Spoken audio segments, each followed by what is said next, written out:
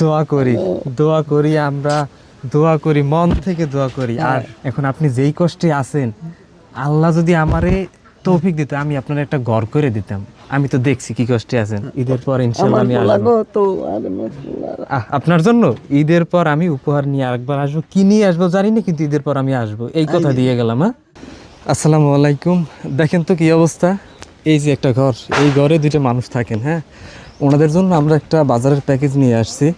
তো দেখি ভিতরে কি অবস্থা, আমরা একটু কি। আসসালামু আলাইকুম। আপনাদের জন্য তো কিছু উপহার নিয়ে আসছি, রাখবো কোথায়? যাইতে পারবো ভিতরে? আসেন তো দেখি তো কি অবস্থা। আল্লাহ আল্লাহ, কি অবস্থা দেখেন তো। এই ঘরের ভিতরে মানুষ থাকে। আপনার জন্য কি কি উপহার নিয়ে আসলাম এইটা আমি আগে আপনারা বুঝাই দিই, এরপর আপনার সাথে কথা বলি। হ্যাঁ, অলরেডি তো আমি আপনার সম্পর্কে মোটামুটি জানলাম, খুবই কষ্টে আছেন। আর ঘর দুয়ারের যে অবস্থা দেখলেই বোঝা যায় যে কি কষ্টে আছেন। দাদি দেখেন, 25 কেজির এক বস্তা চাল আছে আপনার জন্য। আর আমি সব কি দেখাবো ব্যাগের ভিতর থেকে বের করে, যে আপনি দেখেন কি কি আছে। কি কি আছে বলেন তো? দেখেন, ডাল 1 কেজি। হ্যাঁ, এরপরে পেঁয়াজ আছে 2 কেজি, এরপরে রসুন আছে, লবণ আছে, আর সয়াবিন তেল 2 লিটার। হ্যাঁ, আর হ্যাঁ রসুন, আর ভিতরে আলু আছে 5 কেজি। আলু 6 পদ, 6 পদ। হ্যাঁ, টোটাল না? সব বুঝে পাইছেন। এর পাশাপাশি 500 টাকা আপনাদের জন্য। এখন এই ঘরে কে কে থাকেন আপনারা?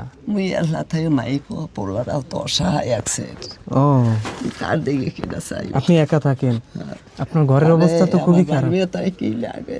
না না, সমস্যা নাই। শোনেন, এই যে উপহারটা না, এটা লন্ডন প্রবাসী এক আপুর পক্ষ থেকে আমি আপনাকে দিছি। আপুর জন্য অবশ্যই নামাজ পড়ে দোয়া করেন। হ্যাঁ, নামাজ পড়ি এই যে মানে দেই ডাকলা, রোজাটাও কয়। আমি কই রোজা আমি থাকতে পারি। মাশাআল্লাহ, রোজা রাখতে পারছেন সবগুলো? আল্লাহর নাম লই পারছি। মাশাআল্লাহ, সুবহানাল্লাহ। আল্লাহ আমাদের সবার রোজাগুলো যেন আল্লাহ কবুল করেন। কোরআন যায় জিরাইয়া চালতের পানি গুলিয়ে খাইয়া সুস্থ হইয়া হেয়ের পর নামাজ পড়মু রাইতে, এশার নামাজ সকাল রাত 2 হওয়ার পর্যন্ত। হেয়ের পর পড়মু তারাফি। হেয়ের পর উক্ত আল্লাহ রসুলের নাম লইয়া আল্লাহ মোরে দোয়া করি আমরা, দোয়া করি মন থেকে দোয়া করি। আর যেই বোন আপনার জন্য উপহার পাঠাইছেন, খুব ভালো মনের মানুষ। দোয়া তো মন থেকে আসে। আমার আর বলার কিছু নেই, বলার কিছু নাই।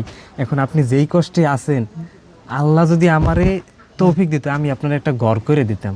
আমি তো দেখছি কি কষ্টে আছেন, কিন্তু দুর্ভাগ্য আল্লাহ আমার এতটুকু করার সামর্থ্য দিছে। কিন্তু আমি চেষ্টা করবো, আল্লাহ যদি রিজিকে আমাদের মাধ্যমে কিছু লিখে থাকে আপনার জন্য, আমরা কিছু করব। কিন্তু কথা দিয়ে যাইতে পারি না যে আমরা আপনার জন্য এটা করবো। যেমন আজকের অটোমেটিক হয়ে গেছে না এটা বাজারটা। এটা তো আমি বুঝিও না যে আমি নামাজ পড়ি কই যে আল্লাহ দেওয়ার মালিক আপনি। আল্লাহ, হ্যাঁ, আপনি আল্লাহর কাছে চাইবেন, আল্লাহ দেবেন, আমি করতে দিন। আমি আল্লাহর দরবারে কই, আল্লাহ আপনি এই আমার দাদির জন্য কিছু একটা ব্যবস্থা করে দিয়েন, কি কষ্টে আছেন। দেখেন আপনারা, ও মশারিও নাই একটা। আহা, দেখেন তো, সারা বছর এই কাপড় চোপড় দিয়ে থাকছে। আপনার জন্য আমি মশারি নিয়ে আসবো। আর কিছু পারি আর না পারি, আপনার জন্য আমি মশারি নিয়ে আসবো ঈদের পর ইনশাআল্লাহ। ঠিক আছে, ঈদের পর ইনশাআল্লাহ আমি আসবো আপনার জন্য। ঈদের পর আমি উপহার নিয়ে আরেকবার আসবো, কি নিয়ে আসবো জানি না, কিন্তু ঈদের পর আমি আসবো, এই কথা দিয়ে গেলাম। হ্যাঁ, ঠিক আছে, আল্লাহ ভরসা। তো ভালো থাকেন তাহলে। তো দর্শক বন্ধুরা দেখেন, দাদির ঘরের কি অবস্থা, খুবই কষ্টে থাকেন। এই ঘরে মানুষটা আছেন, আসলে দেখে খারাপ লাগতেছে, কিন্তু কি করার। ভিডিওগুলো শেয়ার করে সবার মাঝে ছড়িয়ে দিবেন। এতক্ষণ যারা ভিডিওটা দেখছেন সবাইকে অসংখ্য ধন্যবাদ। ভালো থাকবেন সবাই। আসসালামু আলাইকুম। আল্লাহ হাফেজ। আল্লাহ হাফেজ। ঈদের পর ইনশাল্লাহ দেখা হইবে। কি নিয়ে আইতে পারবো জানি না, কিন্তু দেখা করে যাবো। ঠিক আছে ইনশাল্লাহ। ঠিক আছে, তো ভালো থাকেন। না, আল্লাহ হাফেজ।